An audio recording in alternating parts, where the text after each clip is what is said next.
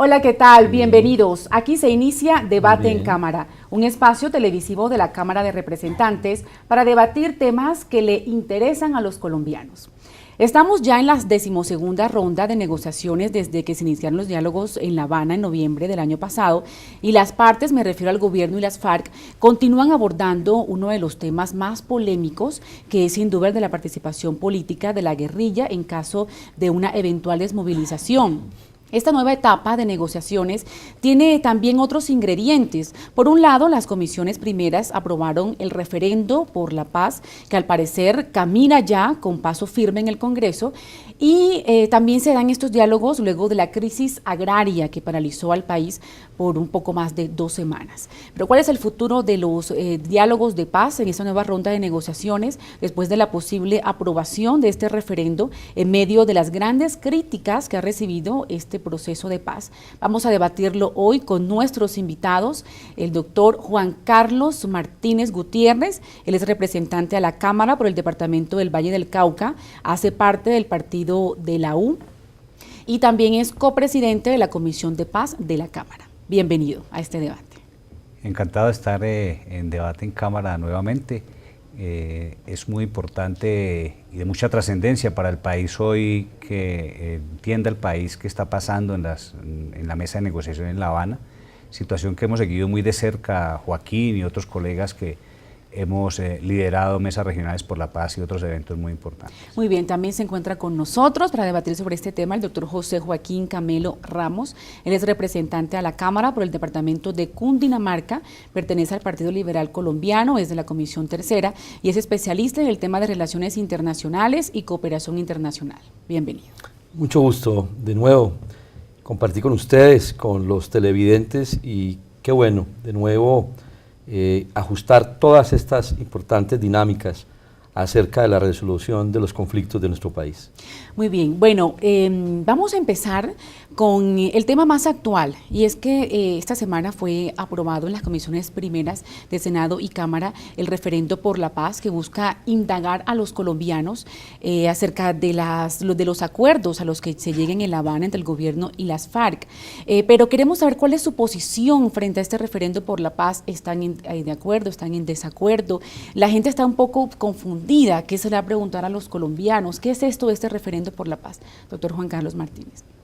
La lectura que yo hago es de una proactividad del presidente Santos en el sentido de plantear ese proyecto de ley o de acto de ley estatutaria mejor, de tal manera que si hay acuerdo con la guerrilla de las FARC, si el acuerdo incluye que la representación se dé mediante referendo, tengamos lista esa herramienta para que los colombianos podamos en el corto tiempo poder finiquitar lo que se haya acordado en La Habana.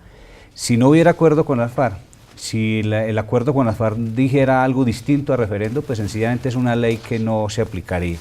Pero reitero que frente a una posible negociación con el ELN o frente a una posible acuerdo con las FARC que diga al final que las FARC sí aceptan esa figura del referendo, tenemos lista la herramienta para que en las próximas elecciones, tanto o bien puede ser en las legislativas o en las presidenciales, los colombianos podamos tener 1 o 2 tarjetas más donde nos pregunten si estamos de acuerdo en aprobar lo acordado con las FARC, si así fuera, y si estamos de acuerdo en aprobar lo que se haya acordado con el ELN, si así fuera.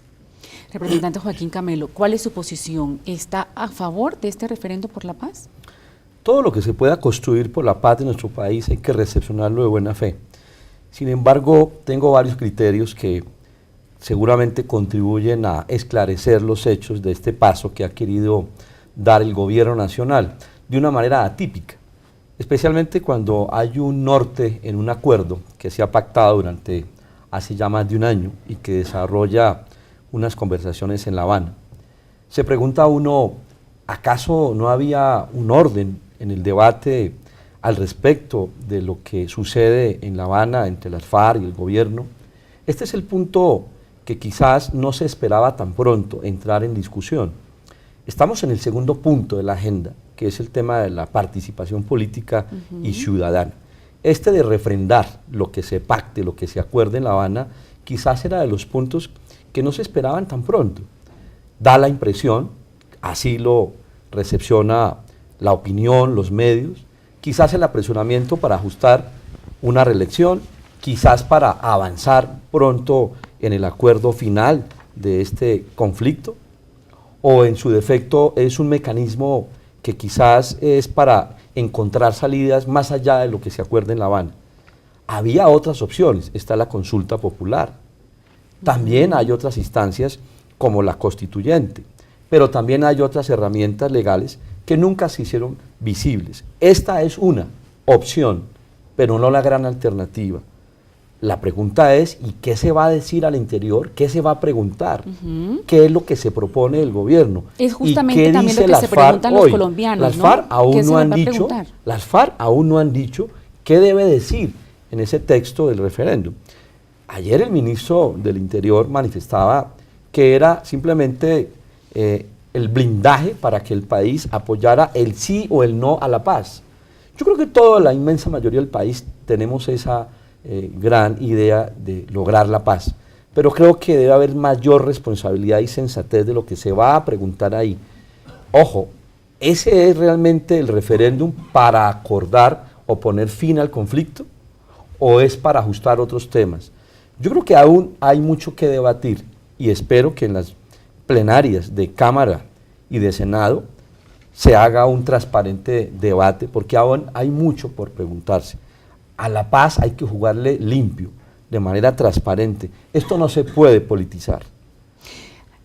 Doctor Juan Carlos Martínez, usted es miembro del partido de la U y en la discusión que se presentó ayer en las comisiones primeras de Cámara y Senado, hubo muchos impedimentos y muchas críticas por parte de algunos senadores del partido de la U.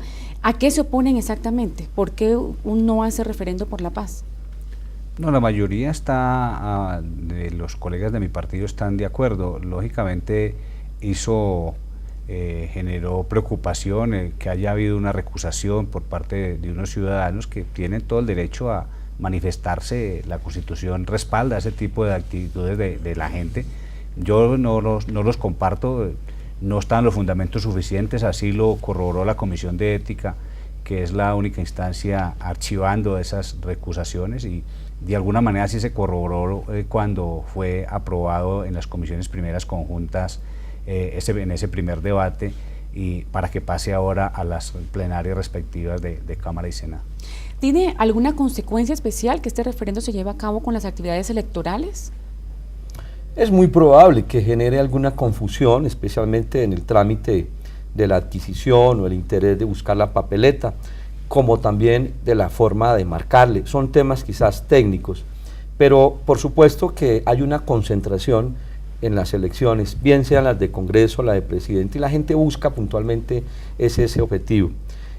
Indudablemente que habrá que socializarlo y hacer una importante inversión, y eso es parte de lo que está en trámite, de si hay financiación para promover esa pedagogía del sí o el no, pero insisto, aún la pregunta es ¿qué lleva el contexto del sí y el no? Si yo voy a votar por un sí, es porque tengo claro al respecto por qué lo voy a hacer, igual al respecto del no. Ese es un tema que aún está en deuda y que debe debatirse a fondo. ¿Qué significa el referéndum? ¿Qué es lo que vamos a refrendar? Si no conocemos eso, me parece que es apresurado ponerle a la expectativa del pueblo colombiano un referéndum que indudablemente, si la pregunta es ¿queremos la paz? Por supuesto que la mayoría vamos a votar que sí, pero queremos saber el contenido de fondo, y eso implica que las partes puedan debatirlo de una manera seria, y creo que en estas conversaciones que están por venirse en La Habana entre el gobierno, las guerrillas de las FARC, y que incluso es muy importante incluir las guerrillas del ELN y el reducto del EPL, también los escuchemos, porque se trata de poner el fin al conflicto, no continuar un conflicto más. De lo contrario, esto no sería útil para el momento. Muy bien, bueno, eso se va a debatir a fondo en las plenarias de Cámara y Senado, y sabremos si el referendo por la paz va a tener un sí o un no por parte de los miembros del Congreso. Usted decía... Yo creo que es un tema tan complejo que precisamente todos los días llegan y es necesario traer a colación muchos elementos. No debe ser fácil para el presidente. Nosotros no somos expertos en procesos de paz, estamos intentando que después de 50 años logremos uno. Entonces todos los días hay elementos nuevos que hay que traerlos a colación, Por ejemplo, el tema de por qué votar el referendo el día de las elecciones. Tenemos que garantizar el umbral. Ya tenemos experiencias como las de Centroamérica, donde en alguna ocasión, citado el pueblo para que votara un referendo, no se alcanzó el umbral.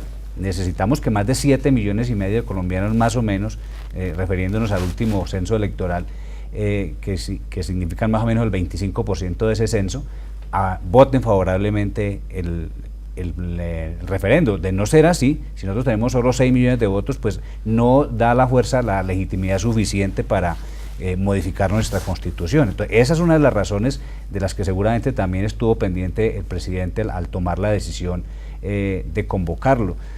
¿Cuáles serán las preguntas? Por supuesto que tienen que ser las que se acuerden con las FARC. No puede estar por fuera el tema de desarrollo agrario integral, que ya se llegó a un acuerdo, no puede estar por fuera el tema de víctimas, no puede estar por fuera el tema de sustitución de cultivos ilícitos. Todos aquellos temas que hacen parte del acuerdo general con el que se abrió este debate en La Habana el 26 de agosto del año pasado, tiene que hacer parte del referendo. Sí, quisiera decir, sí, apreciado Juan Carlos, eso me parece muy especial su observación, pero al pueblo colombiano hay que mostrarle con anterioridad qué es lo que va a votar, y eso implica conocer los acuerdos que se susciten en La Habana. Yo creo que ese es un primer debate que tiene que darse en el país. ¿Qué fue lo que se acordó? Hay que leer los textos, hay que mirar de manera muy seria qué es lo que se va a introducir entonces en ese referéndum, porque insisto, simplemente porque vamos a buscar un sí o un no, por supuesto que todos vamos a hacerlo de buena fe, a buscar el gran sí, pero creo que todavía hay un gran vacío en el proceso, y yo creo que lo que dice el doctor Juan Carlos es muy especial. Claro, podemos recoger el contenido, la gran imagen de lo que significa el fin del conflicto, pero hay que leerlos, hay que discutirlos, y eso es importante que el país lo haga, incluso el Congreso de la República, porque es que finalmente, a pesar de que un referendo diga que sea el canal de cobijar la sostenibilidad de la paz, también debe pasar por el Congreso de la República para desatar las reformas que se requieren para que sea posible el desarrollo de esos acuerdos. Es decir, que se garantiza un debate profundo, crítico en el Congreso de la República para saber si este referendo por la paz pues se le da el sí o el no al interior del Congreso de la República. Yo creo que sí, el presidente recientemente dijo que aceptó que faltaba pedagogía. Joaquín Camelo y yo hemos, por todo el país y por todo el mundo, incluso en los eventos que hemos tenido con colombianos, para que puedan aportar ideas a esa mesa de diálogo, hemos manifestado siempre que estamos haciendo eso para aportar la pedagogía que le hace falta al proceso. El presidente lo ha aceptado ya, esperamos que se implemente, y esa pedagogía tiene que ser tanto del temario mismo que se está tratando, de los acuerdos mismos que se están logrando, como de la manera de votar y por qué votar y cuáles son los contenidos. En eso estamos de acuerdo. Decíamos también al inicio, vamos a cambiar un poco de tema, que esta 12ª ronda de negociaciones que inicia el gobierno con las FARC también tiene otro ingrediente, y es, acabamos de vivir un paro agrario, una crisis agraria que paralizó al país durante un poco más de 2 semanas, y es un tema que les compete a ustedes como representantes del departamento de Cundinamarca y del departamento del Valle del Cauca. ¿Qué pasa con los diálogos luego de esta crisis que se vivió? ¿Los acuerdos a los que se llegaron con los campesinos fueron justos? Bueno, lo primero que hay que decir es que el país vive un gran conflicto social, y en el contexto del conflicto social hay conflicto armado, y el conflicto social y humanitario, pues por supuesto que va de la mano del anterior. Eso quiere decir que en el país se está haciendo lo correcto, buscar una salida negociada al conflicto armado, pero el conflicto social se está quedando por fuera, el conflicto social se está haciendo sentir. Y quiero decir algo especial, creo que lo que pasó en los últimos acontecimientos de las protestas sociales... ¿Y sin eso no podría haber paz? Indudablemente habrá una paz resuelta con una de las guerras de los conflictos, que es con las guerrillas, pero la otra paz, que es la paz del desarrollo social, agropecuario, la otra del conflicto social, la otra del tema de la salud, de la educación, la del empleo, la de los derechos al trabajo, etcétera, esa la tenemos que resolver, esa es la de la resolución del conflicto social en este país, que hay una deuda inmensa y que empezó a florecer, especialmente de una manera auténtica, por los de Roana, por los de a pie, protestando de una manera transparente, que no es lo que el país se imagina, que los campesinos hayan salido a protestar porque simplemente así lo sienten.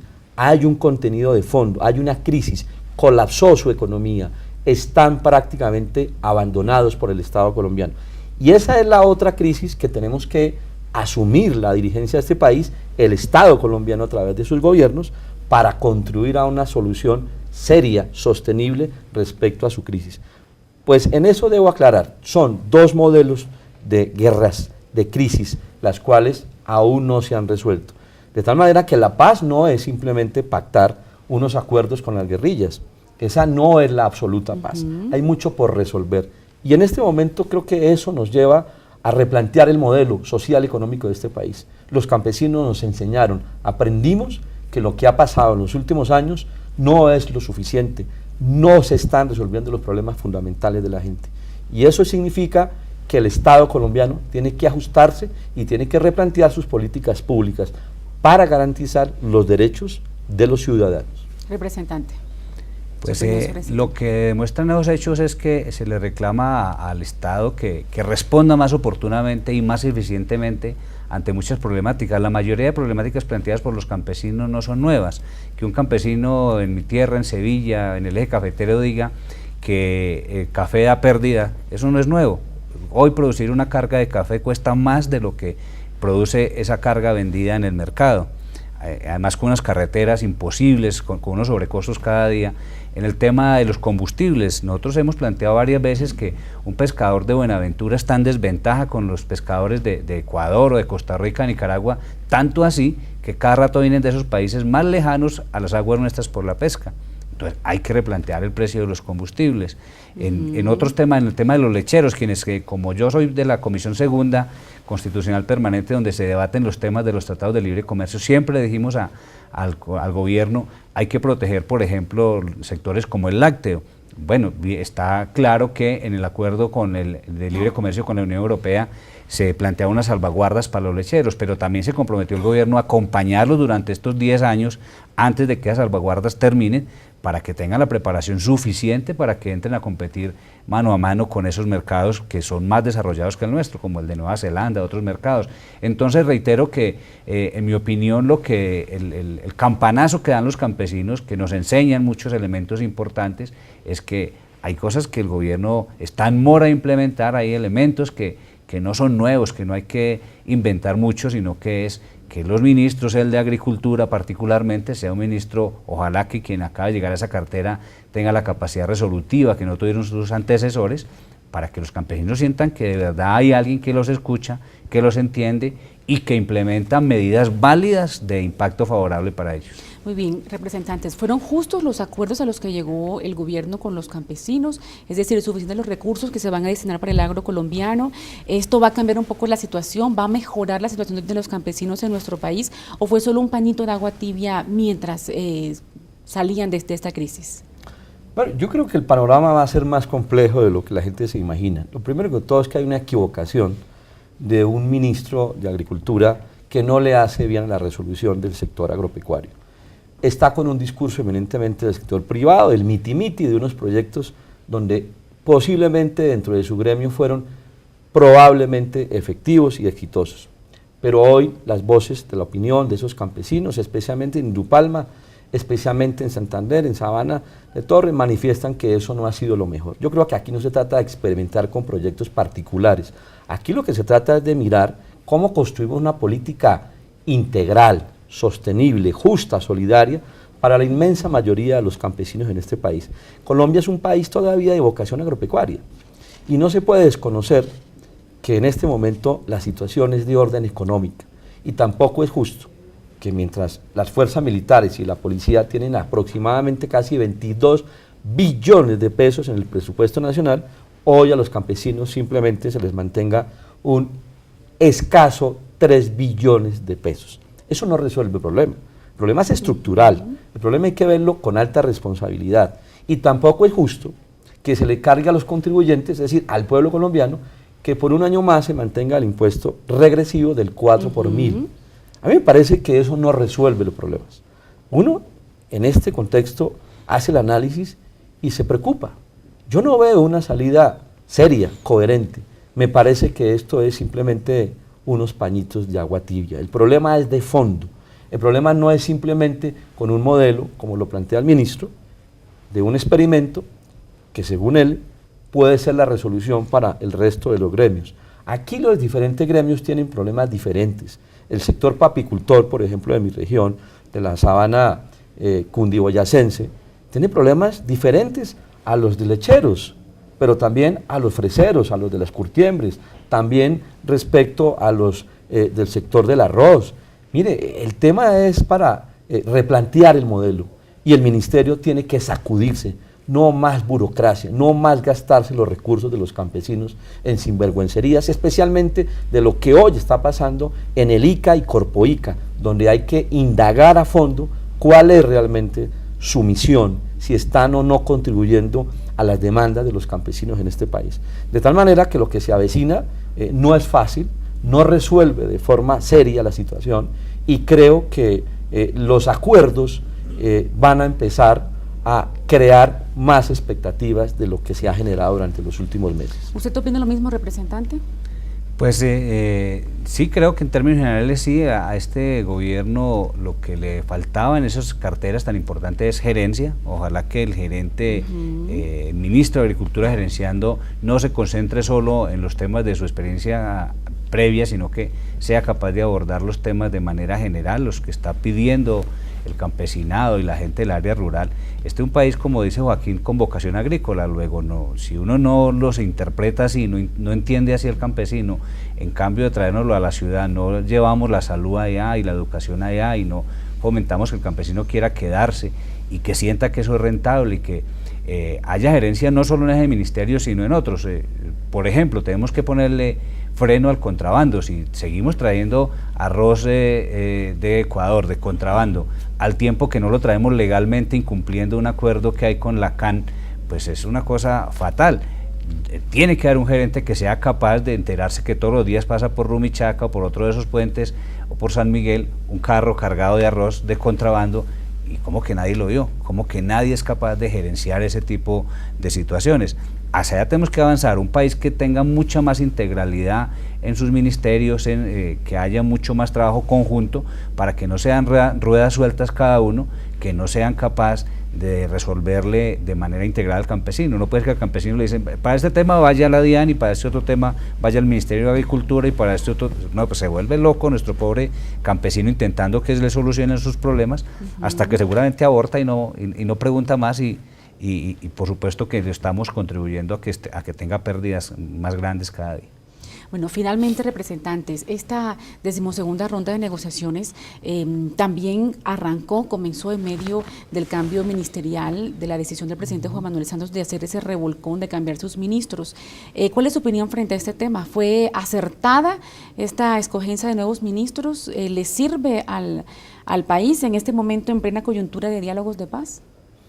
Yo creo que es la continuidad de un modelo, y lo digo de manera respetuosa, porque nada nuevo va a trascender. Hay una política diseñada, hay un plan de gobierno, hay un plan de desarrollo donde tienen que ajustarse los ministros. Quizás sus estilos, quizás sus visiones pueden contribuir de una manera muy especial, pero insisto, en el tema de justicia el ministro tiene dos grandes retos: hacer justicia social en este país, construir justicia social para que haya paz.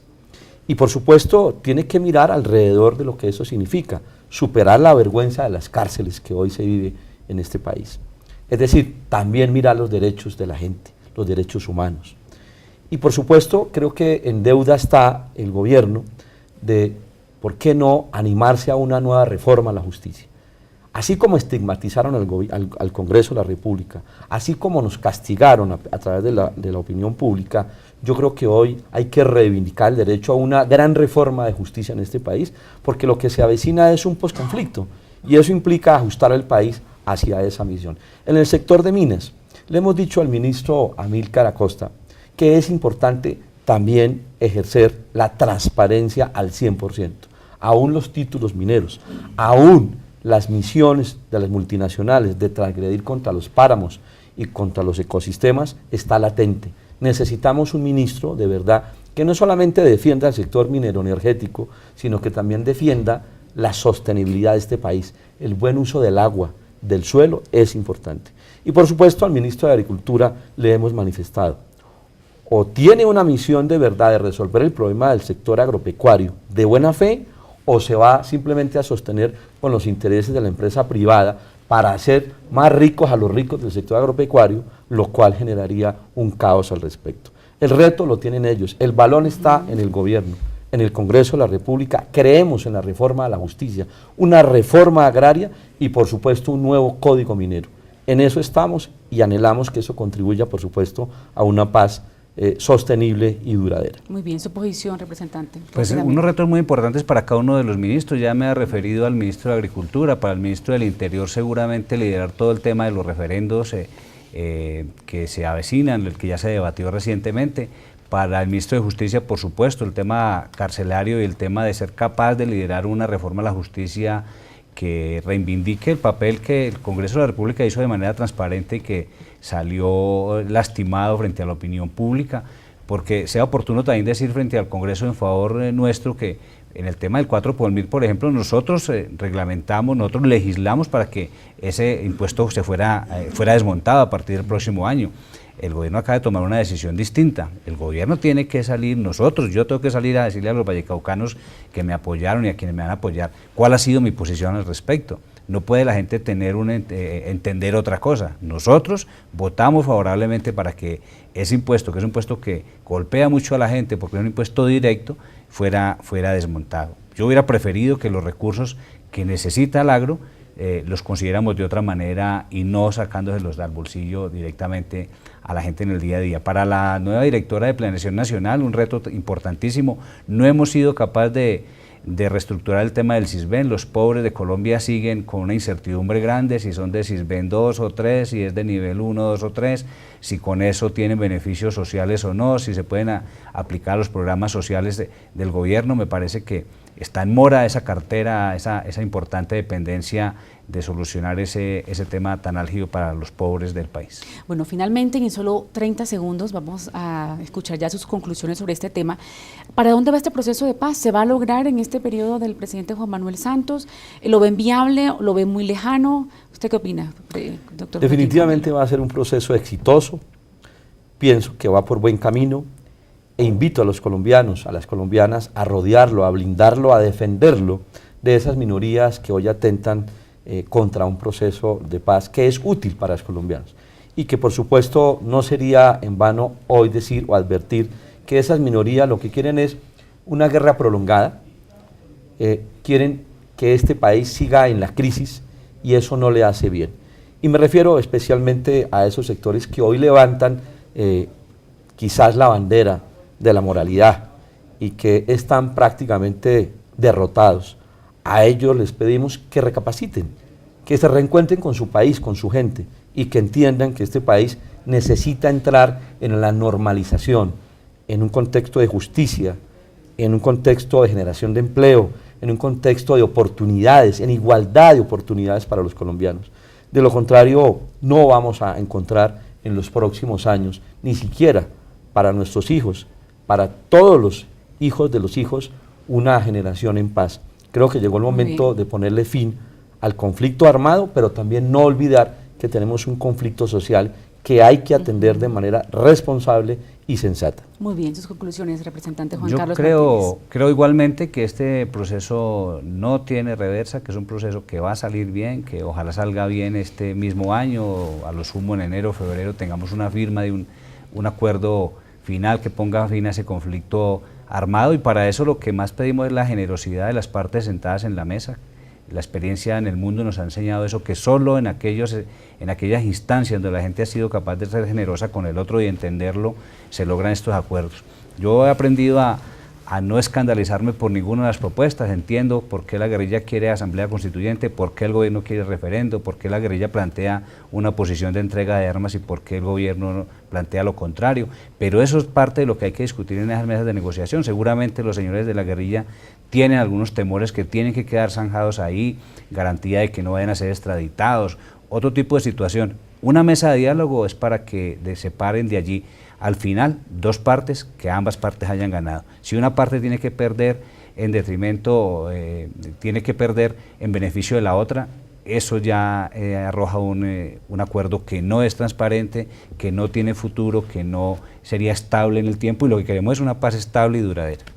Muy bien, hasta aquí este debate en Cámara. Estuvimos hoy con los representantes, el doctor Juan Carlos Martínez, representante a la Cámara por el Departamento del Valle del Cauca y miembro del partido de la U. Un placer haberlo tenido aquí en Debate en Cámara. Muchas gracias. También el doctor Joaquín Camelo, representante a la Cámara por el Departamento de Cundinamarca, del Partido Liberal Colombiano, especialista en Relaciones Internacionales y Cooperación Internacional. Un placer haberlo tenido aquí en Debate en Cámara. Cámara. Muchas gracias. Muy bien, a ustedes también muchas gracias por su compañía. Nos vemos en una próxima emisión aquí en Debate en Cámara para seguir debatiendo el acontecer político de nuestro país. Hasta pronto.